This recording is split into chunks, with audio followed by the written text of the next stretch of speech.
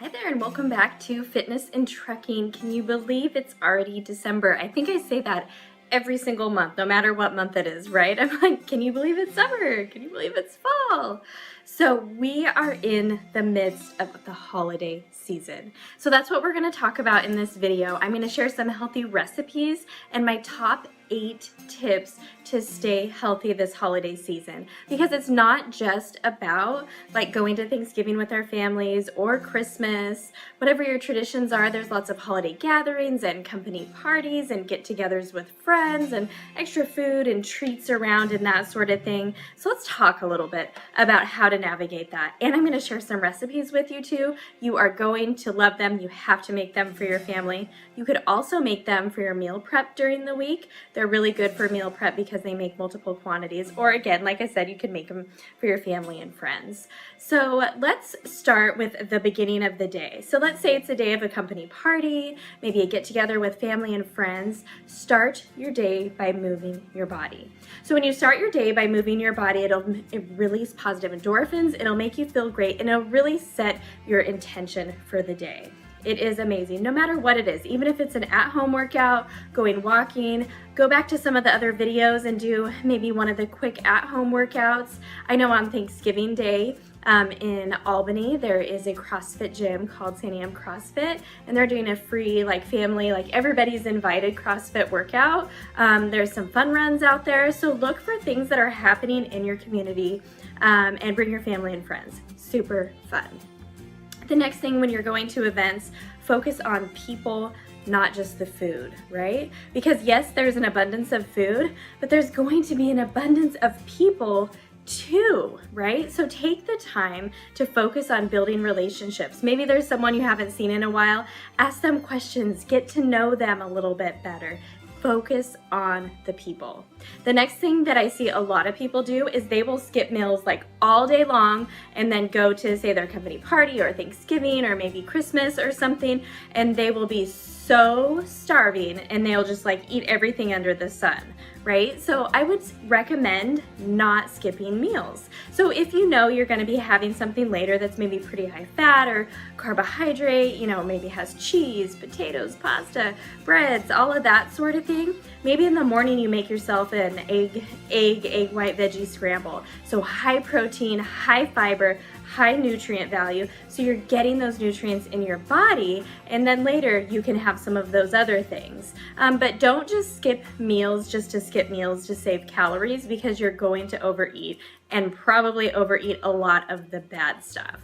So then when we are eating, we want to focus on being fed and not full. So what is the difference? Being fed is actually nourishing your body and giving your body what it needs in order to function and be optimal. Being full, come on, we all know that feeling where we don't want to get off the couch, we just want to sit and watch football, we don't want to do anything, we're just kind of lethargic, we're hoping we brought and wore the stretchy pants. So no one likes that feeling. That feeling is so uncomfortable. Our digestion is bad, and it gets you in that cycle of then you get in your head oh, I shouldn't have ate that much. So maybe the next day you restrict food or over-exercise. Try to stay out of that cycle. That doesn't mean that you can't have some special things, but stay out of that cycle of just feeling like shit, right? Okay, so when you're at the event and there's so much food, usually it's kind of like buffet style or something, what I want you to do is take a lap around. So take a lap around and look at what's there. We've all done it before. We just get a little bit of everything and we end up eating what's on our plate, but we don't really like it. And so we're just kind of eating because it's there. We should eat it. So take a lap and get the things that you really, really want. Try to focus on getting some good protein and vegetables in. And then my next tip is there's gonna be some things at these holiday parties and get-togethers and family get-togethers. Maybe it's your grandma's cheesy potatoes or your mom's pies that she only makes once a year and you really love them. So have the things that you can't buy tomorrow. If someone's lazy and brings Oreos and Doritos, don't eat those things. You can have those things anytime. You can go to the store and buy them tomorrow. You can Make some of those things tomorrow. So have the things that are special and have a special place in your heart, and go with moderation. So the rule there is, if you can buy it tomorrow, don't have it today. So when you're taking your lap, really think about like really what you want and allow yourself a few things. So here's the rule that I really like to use, is the rule of 4, have 2 of the 4. So the 4 is going to be carb heavy things, which think of like casseroles, potatoes, pastas, that sort of thing. Then bread, desserts, and alcohol. So pick 2 of those 4 and then fill the rest of your plate with fresh fruits and vegetables and lean meats and good things like that that you know are good for you. Okay, next thing is when you're eating. Now you have your plate ready to go. I want you to slow down when you're eating. Take the time to talk, maybe put your fork down, because all too often, especially if we've starved ourselves all day, we are hungry. And how are we gonna eat? We're just gonna keep eating, right? And we don't wanna do that. So slowly chew your food, put your fork down, have a conversation in between bites, because it takes around 20 minutes for our stomach and brain to talk to each other to know that we're full. And so you'll be less likely to overeat and more likely to be satisfied and really enjoy what you're eating. Be grateful for the food. Taste the flavors. Do not just scarf it down. And enjoy that time with the loved ones, because that's what it's all about. Lastly, make new traditions. So who's to say that you have to have the cranberry sauce in the can? You have to have the crappy green bean casserole with those onion things on it, or pumpkin pie traditionally, or whatever it is. Make new traditions. So maybe you have a healthy chili cook-off. You don't have to have turkey if you don't want to, or you don't have to have ham on Christmas if you don't want to. Be the one that brings healthy options for people to try. And I have so many recipes in the notes below, and we're doing a new thing this month too. There'll be a PDF, a little handout that you can have and take with you and take home so you can try some of the recipes. Other things that you can do is I really encourage you to be active. Play games like board games with your family members. Get outside and play games. Take a family walk, maybe before and after the meal, even if it is just like 10 minutes. You know, sign up as a group for one of those fun runs, do a group workout.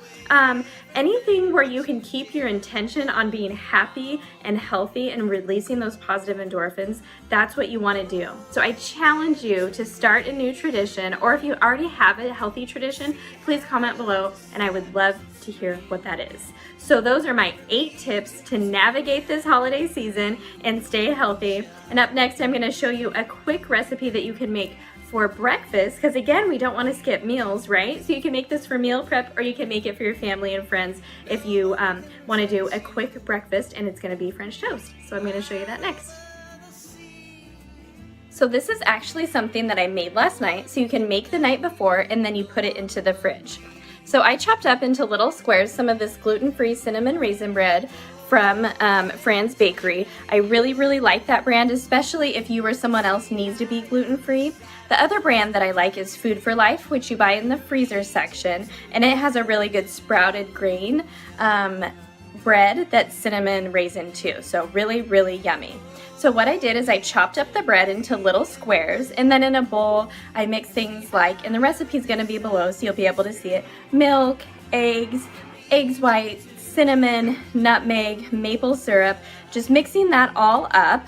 And then I use some of my pumpkin butter, which is a super yummy recipe that is a healthier version of it too. And then I spread the pumpkin butter, like I dolloped it on the little squares, and I put it onto the bread. And then I poured everything over and I put it into the fridge. And in the fridge it's soaked overnight, and I will show you what it looks like here. So this is soaked overnight, and I'm preheating the oven to 350 degrees. And then I'm gonna bake it for about 40 minutes, and then this is done. Now you traditionally think of French toast as like with a maple syrup topping, and there is some pure maple syrup in here for a sweetener, so it is already sweet. So I like to have like a sweet savory profile. So I take plain non-fat Greek yogurt or Icelandic yogurt, which is higher in protein, and I mix it with cinnamon and pure maple syrup to get like a little dollop that you can put on top of your warm French toast, and then you let that sit overnight. So I have that in a container too. And so I'm gonna bake this, and then I will show you what it looks like a serving when it's done. This is so easy. Like, it takes no time to do, and basically you pre-do everything. All you have to do is bake it and put it out. So super easy. You can use this for meal prep too, so it freezes well. You can keep it in the fridge for like 5 days, and it is really, really good. So your family and friends will definitely love this one.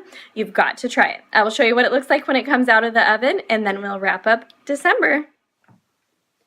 Okay, so I want to show you the final product for the baked French toast. Let me show you here. So it turns out like this, and it is 8 like huge servings. And so it is so good. And this is what a serving looks like, and it has that Greek yogurt topping on there. So let's take a bite and just see what this tastes like here.